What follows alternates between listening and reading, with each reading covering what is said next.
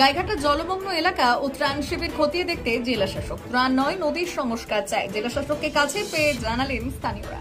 নদী সংস্কারটা এখনো পর্যন্ত হয়নি। গতবারও উনি আমাদের ডিএম সাহেব এসেছিলেন, কথা দিয়েছিলেন, সংবাদপত্রে উঠেছিল যে আমরা নদী সংস্কার হচ্ছে, কিন্তু এবারও আমাদের হয়নি। আমাদের সাধারণভাবে আমরা কোনো ত্রাণ চাই না, কিছু চাই না, আমাদের কোনো কিছুতেই দরকার নেই। আমাদের ইচ্ছামতি নদী সংস্কার করাটা সব থেকে বড় দায়িত্ব এবং কর্তব্য সরকারের, সেটা আমরা করতে চাই। মানে আমাদের আবেদন এটাই, সেটাই যেন হয়। কালাঞ্চি ব্রিজ থেকে গোপালপুর ঘাট পর্যন্ত এটা প্রথমই প্রয়োজন। এবং ডিএম সাহেব এসেছিলেন, আমাদেরকে বললেন তেঁতুলিয়া, আমরা আবেদন রেখেছি তেঁতুলিয়া পর্যন্ত যেন পরিষ্কারভাবে হয়। এবং প্রবল বর্ষণে রাজ্য জুড়ে তৈরি হয়েছে বন্যা পরিস্থিতি। বনগাঁ মহকুমা এলাকাতেও বেশ কিছু এলাকা জলের তলায়। আজ বিভিন্ন জলমগ্ন এলাকা পরিদর্শন করলেন উত্তর 24 পরগনা জেলা শাসক শারদ দ্বিবেদী। তিনি প্রথমে গাইঘাটা থানার অন্তর্গত রামনগর গ্রাম পঞ্চায়েতের বিল চাতুরিয়া এলাকা পরিদর্শনে যান।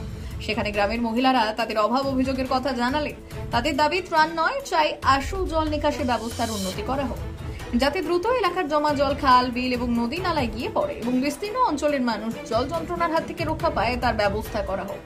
উল্লেখ্য, গত সপ্তাহে জেলা পরিষদের সভাধিপতি নারায়ণ গোস্বামী, পরিবেশ ও স্বাস্থ্য কর্মক্ষেত্র অজিত সাহা, গাইঘাটা পঞ্চায়েত সমিতির সভাপতি ইলা বাগচি সহ প্রশাসনিক কর্মকর্তারা এলাকা পরিদর্শন করে প্রয়োজনীয় ব্যবস্থা নেওয়ার আশ্বাস দিলেন। এই জায়গাটায় বসবাস করা খুব কঠিন, প্রত্যেক বছর জল ওঠে। এই রাস্তাটা শর্টকাট করে, সে কি বলবো, একদম নিচু করে শর্টকাট করা। প্রত্যেক বছর বৃষ্টি হলেই এই জায়গাতে জল ওঠে, আমাদের সে যাওয়া আসা খুব অসুবিধা হয়। এই রাস্তাটা কোনো রকম ঠিক করে না সরকার। এই যে জামা প্যান্ট উঁচু করে যাচ্ছি, কী করবো? ছেলেমেয়েরা তো পড়াশোনা, হ্যাঁ, ছেলেমেয়ে পড়াশোনা করতে, আমার মেয়ে ঘাড়ে করে নিয়ে যাচ্ছি, আমার বাবা, আমি এই ব্যাগ নিয়ে যাচ্ছি, স্কুলে আনতে গেছিলাম। আমাদের দাবি, আমাদের বাড়ি যা আছে অসুবিধা নেই, কিন্তু এই রাস্তাটা একটু উঁচু করার দরকার। এই হচ্ছে আমাদের সরকার। গাইঘাটার পর জেলা শাসক বনগাঁ শহরে আসলেন। বনগাঁ নীলদর্পণ প্রেক্ষাগৃহে আদিবাসী দিবসের অনুষ্ঠানে যোগদান করলেন। তারপর বনগাঁ থানার ঘাটে ইছামতি নদী পরিদর্শন করলেন এবং সেখানে বনগাঁ পৌরসভা পরিচালিত কচুরিপানা পরিষ্কার করার জলযান ফ্লোটিং হারভেস্টার উদ্বোধন করলেন।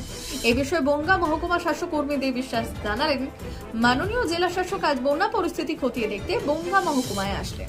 গাইঘাটায় বন্যা দুর্গত মানুষদের সাথে কথা বলেছেন এবং সেখানকার মানুষেরা জানিয়েছে জমা জলটাই তাদের বড় সমস্যা। জমা জল যত দ্রুত নিকাশি ব্যবস্থার মাধ্যমে বের করে দেওয়া যায় তত দ্রুত তাদের এই দুর্ভোগ শেষ হবে। এরপর তিনি বনগাঁয় আসেন, জেলা তথ্য সংস্কৃতি দপ্তর আয়োজিত আদিবাসী দিবস অনুষ্ঠানে যোগদান করেন এবং তারপর ইছামতি নদীতে বনগাঁ পৌরসভার কচুরিপানা পরিষ্কার করার জলযান ফ্লোটিং হারভেস্টার উদ্বোধন করলেন। এই মেশিনের ফলে আগামী বনগাঁর প্রাণের নদী ইছামতি সব সময় পরিষ্কার থাকবে।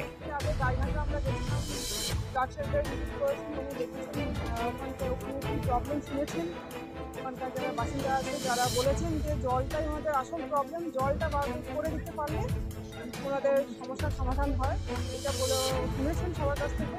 রিলিফ ক্যাম্প দেখেছেন, তারপরে বনগাঁ মিউনিসিপ্যালিটি এরিয়াতে এসেছেন। এখানে আমাদের আন্তর্জাতিক আদিবাসী দিবসের যে ডিস্ট্রিক্ট লেভেল প্রোগ্রামে উনি পার্টিসিপেট করেছেন।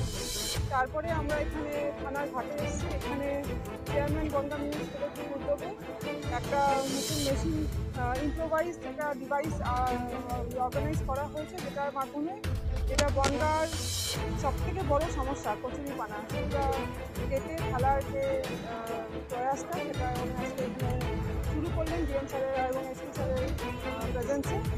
তো এটা আরেকটু আমার মনে হয় বারবার করে করলে জিনিসটা কিন্তু আমাদের নদীটা পরিষ্কার হবে।